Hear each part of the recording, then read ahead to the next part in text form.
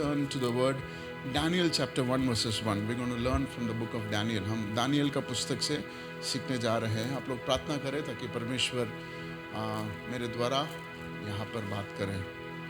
Daniel का पुस्तक पहला अध्याय पहला वाक्य. In the third year of the reign of Jehoiakim, king of Judah, Nebuchadnezzar, king of Babylon, came to Jerusalem and besieged it. ये Daniel का पुस्तक जो है, ये दानियल के बारे में आप लोग कलीसिया में आए हैं तो जानते हैं. Daniel chapter 1 verses 1. तो दानियल जो है, he was in बैबिलोन. वो बाबिलोन के जगह, बाबिलोन के राज्य में बंदी बनाकर उसे लेके गया था, राइट. और वो ठहरा बाबिलोनियन नहीं था. वो यरूशलेम का बंदा था, इज़राइल का बंदा था, यहूदा का बंदा था, लेकिन उसे पकड़कर बाबिलोन लेके गया था. और ये पुस्तक पूरा चीज़ जहाँ पर वो बाबिलोन में था वहाँ पर लिखी गई है. लेकिन वो बाबिलोन में जाने का कारण क्या है उसके बारे में हम कुछ सीखना चाहेंगे. वहाँ पर लिखा है, in the third year of the reign of Jehoiakim. It was during the reign. Reign मतलब क्या? बारिश नहीं, राज्य. During the ruling of. तो हर उस राज्य को there is a boundary, right.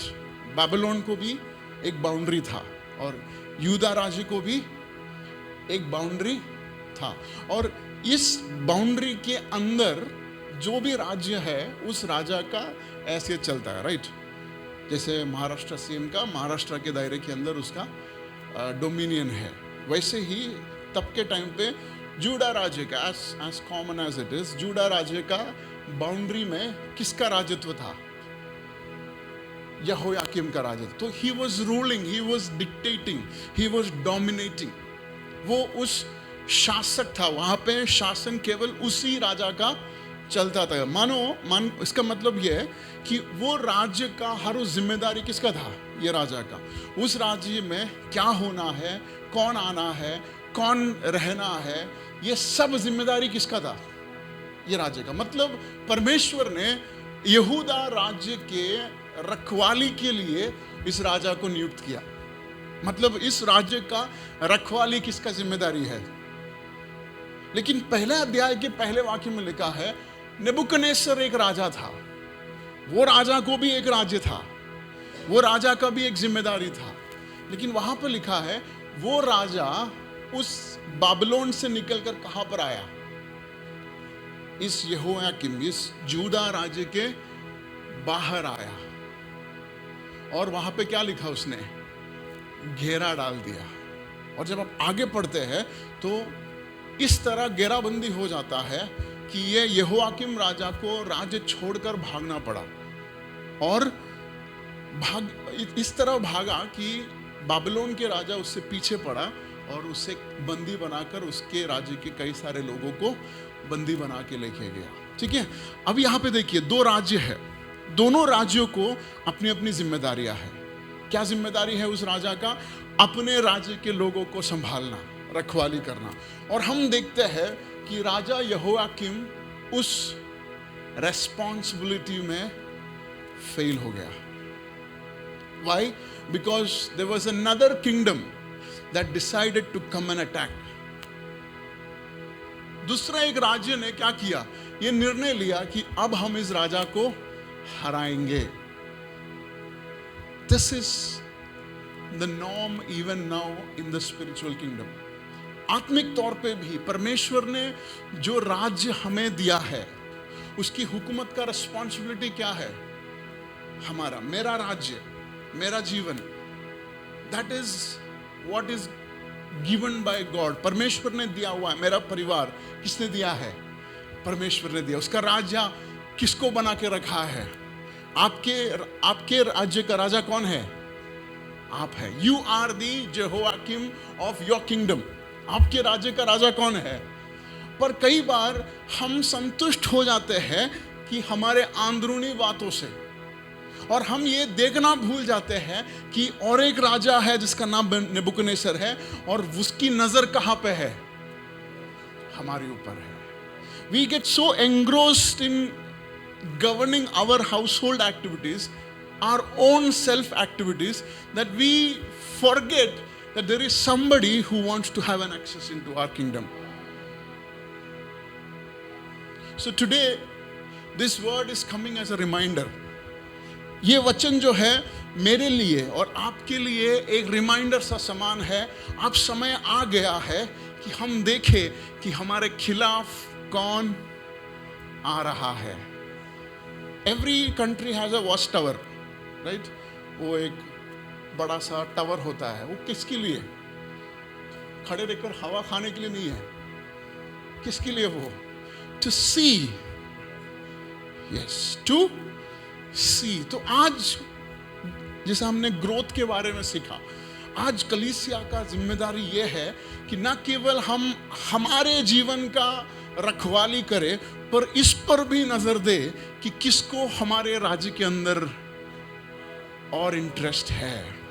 अगर यहोयाकीम को ये समझ था तो he would have planned something better, but because he was so engrossed in the things of his own kingdom, क्योंकि वो केवल अपने ही जीवन के स्थिति से व्याकुल था, अपने ही 9 to 5 जॉब में इन्वॉल्व था, अपने ही घर में क्या पकेगा उसके बारे में, अपना ही बच्चों के बारे में, अपना ही बिजनेस के बारे में, कि he was reluctant or maybe ignorant to see what was coming against.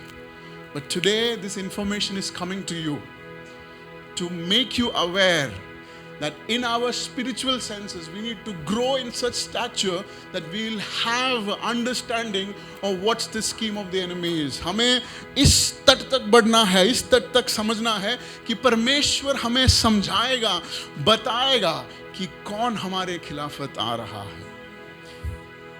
That is why we need prophecies, we need dreams and visions. Speaking in tongues कल शाम को हमने सीखा. स्पीकिंग इन टंग्स ये हमारे बढ़ोतरी के लिए है. बट व्हेन वी प्रोफेसाई, जब हम नबूवत करते हैं, वो कलीसिया की बढ़ोतरी के लिए है. क्यों? प्रोफेसी ये नहीं कि कल आज शाम को आपको KFC मिलेगा. वो उसकी प्रोफेसी की जरूरत नहीं है ना. आपको भूख लगा, आप स्विगी कर सकते हैं. So that is not prophecy, but revealing the schemes of the enemy. Because you are part of a kingdom. आप एक राज्य का हिस्सा है और आपके राज्य का जिम्मेदारी आपका है. तो केवल अंदरूनी नहीं, परंतु आपके राज्य के खिलाफ कौन आ रहा है उसका भी भनक आपको होना है. So consider that your family is your kingdom. आपका परिवार जो है.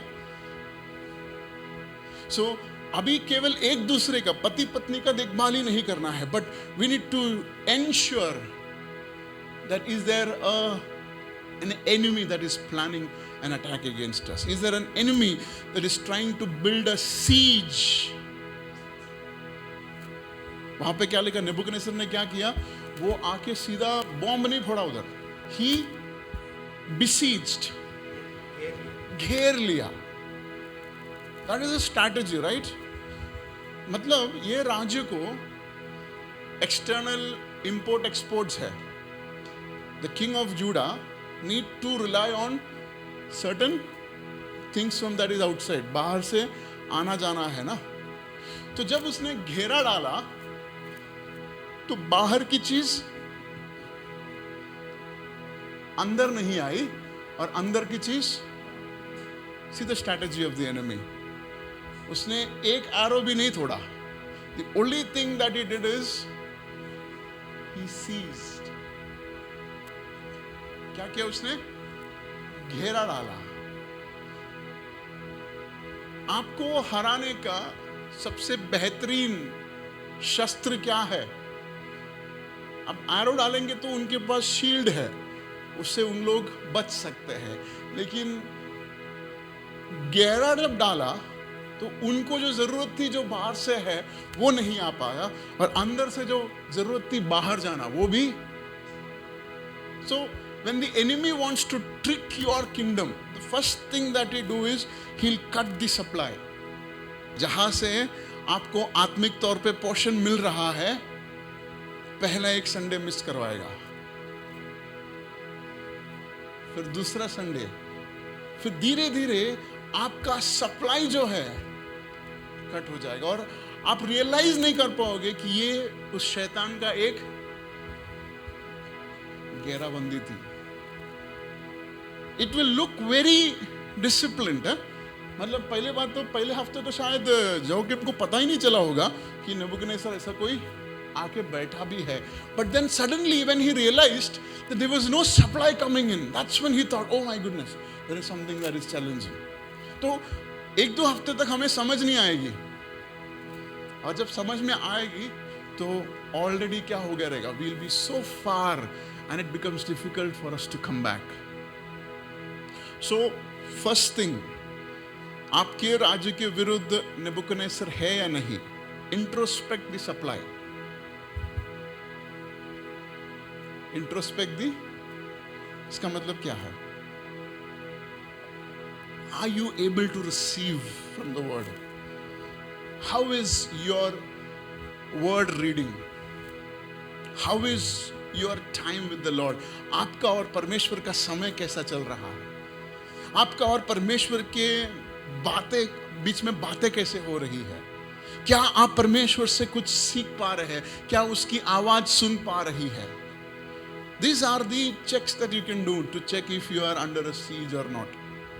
क्या आप वही चीजें बार बार खा रहे हैं या नहीं?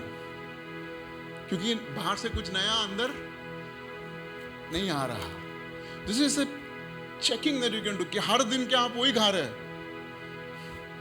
हर दिन वही प्रचार, हर दिन वही गाना, हर दिन वही चीजें हो रहा है क्या? To an extent, repetition is good, but is it the only thing that you are having, or is it something new that is coming into your spirit?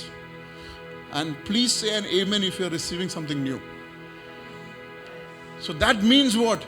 That siege is not there, and that means what? That you are not allowing the siege of the enemy. See, it is a choice. It is a choice.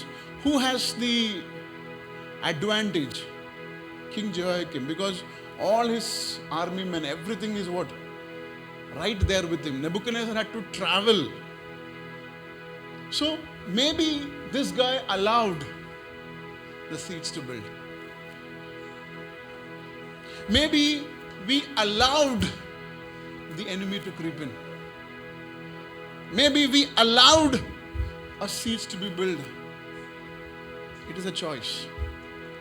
Everything that happens has to be by a choice. You coming here is a choice, right?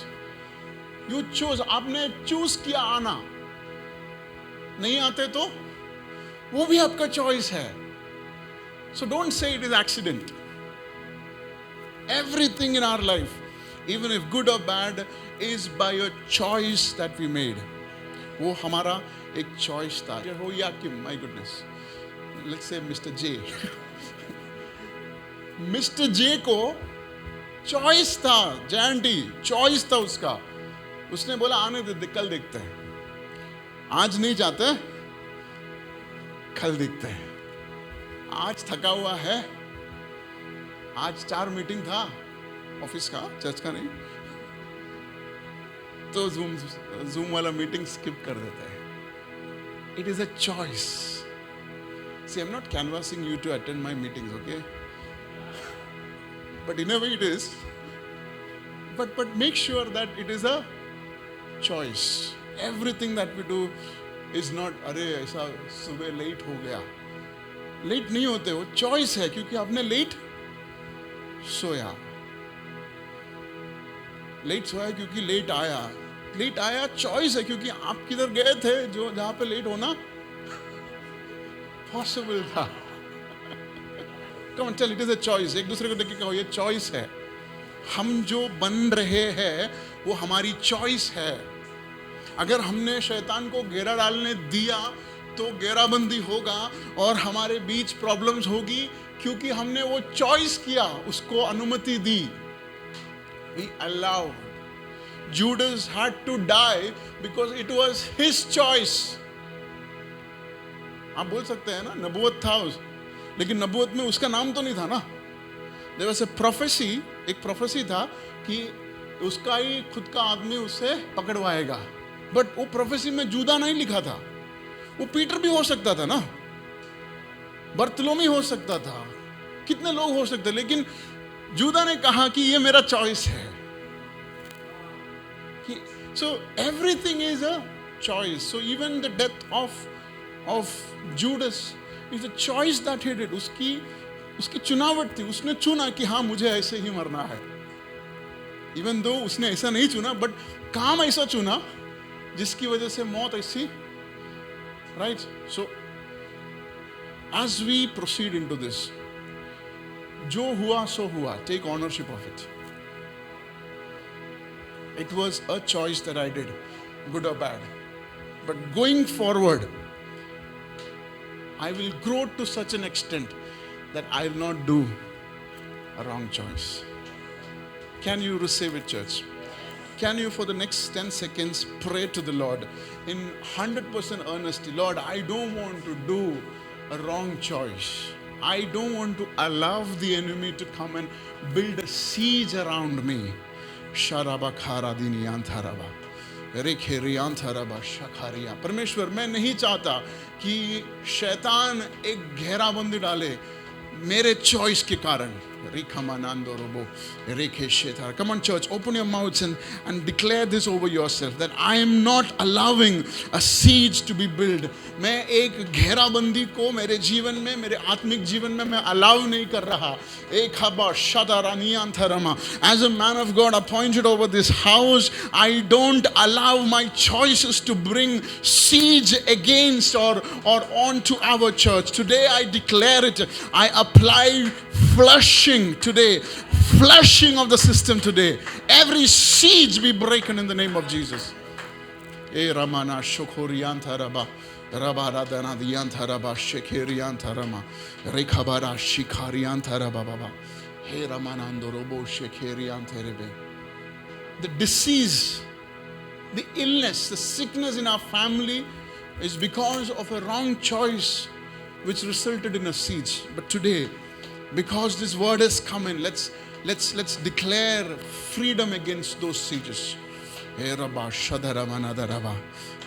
on, if you are blessed by the gift of tongues, start speaking in tongues. Build yourself today. Build yourself today.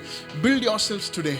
Because this siege has no effect on you. Today, I want to pronounce that the siege has no effect. And we're going to push through to this siege. We're going to push through this siege. Now I can see this. When Israel के जो लोग थे, वो लोग जब मिस्रैम से बाहर निकले और जब लाल समुंदर के पास आया, तो आगे क्या था? लाल समुंदर, और पीछे क्या था? आजू बाजू में बड़े पहाड़। उन लोग एक सीज समान अवस्था में था।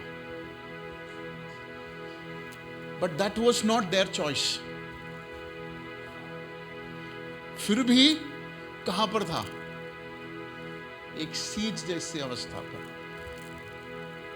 और जब वे लोग रोए, तो वहां पर क्या हुआ? परमेश्वर ने लाल समुद्र को डुबा दिया। And that is what is going to happen to us. That He is going to stretch forth and prepare a way through the siege the enemy built. ताकि वो सीज में से आगे तो चले गए, लेकिन कौन मरा उधर? Pharaoh. That is the vengeance God showed. See, our God ना, जैसे हमने कहा ना, तो पहले बार जब मैंने गाना सुना तो मुझे थोड़ा लगा, यार हमारा परमेश्वर तो कंपैशनेट परमेश्वर है, लेकिन फिर हम बोलना कि वो बदला लेगा। फिर मुझे लगा कि वो अपने बच्चों को भी छोड़ा नहीं है अगर उन्होंने गलती किया हो तो, because he is a just God. He is a just God. एक जज का बेटा गुनाह करता है तो वो जज होने के नाते अगर वो फांसी के लायक है तो वो फांसी देगा, because He is a just judge. So he is a just God. So जब गॉड अपने बच्चों के वेंजेंस बदला लेना चाहता है ना, तो वो अलग लेवल का होता है, right? So let me tell you, every siege the enemy has made over your life, God is not just going to open it up for you. परमेश्वर केवल वो सीज को खोलने नहीं वाला था कि आप आराम से बाहर निकलो, पर वो सीज का कारण को परमेश्वर खत्म करने वाला है. So don't be surprised, don't be surprised. Don't be surprised. And up your guard. I'm being very inspired by the Holy Spirit to say this. Up your guard. Up your guard. Because there are things that you have not seen that has already happened, and God was gracious enough to protect. But now that this information has come in, you need to up your guard. I can't be ignorant. अब मैं, मुझे नहीं समझ आता प्रार्थना, मुझे नहीं समझ आता बाइबल रीडिंग, ये बोल नहीं सकते आप. आपको बढ़ना है. You have to up your game, because there is a siege that the enemy has built and he is breaking it for us based on our revelation. कई बार तो हमें समझ नहीं आता है कि हम इस siege में या इस घेराबंदी में है या नहीं. That is another problem in itself, right? हमें समझ नहीं आता, कुएं का मेंढक जैसा है. हमें लगता है कि यही आजादी है. हमें लगता है कि 50,000 ही पॉसिबल है महीने का. हमें लगता है कि झगड़े होना नॉर्मल है. हमें लगता है कि डिवोर्सेस नॉर्मल है. These are the siege. और हमें लगता है कि ये साधारण है. But we need to break through this siege. We need to get through this siege. So my humble request to all of us, leaders, everybody, up your game in prayer. It can't be 10 minutes and 20 minutes. Let me be very honest. It can't be 10 minutes and 20 minutes anymore. It has to be an intentional war cry. It has to be intentional. It has to be intentional. Arvind and Neelam, it has to be intentional. You guys have to hold yourself and say, Lord, I'm not going to go down onto this. It has to be an intentional war cry. जो हो गया, I'm okay with it, but it is not going to come back again, because it is a choice, right? So I just wanted to stop this. We'll just close in prayer. I have some more things to say, but I think this is enough for us. If we can step out of this house with a decision that this coming week would be a week wherein I'm going to roar in my prayer. ये आने वाला हफ्ता जिस तरह शेर धाड़ता है ना, उस तरह का मेरा प्रार्थना होगा. ये निर्णय लेके हम जाएंगे. My prayer should be, ऐसा नहीं कि आप चिल्लाएंगे बाजू वाला कंप्लेन करेगा, वो नहीं बोल रहा हूँ. In the spirit realm, in the spirit realm, it will be a roar, proving when a lion roars, it is to tell that it is my territory. When you roar in your prayers in the spirit realm, you are declaring it to the kingdom of darkness that this is my territory. How many lions are there who would want to roar? Let the sound be heard. Let the sound be. आवाज को निकलने दो.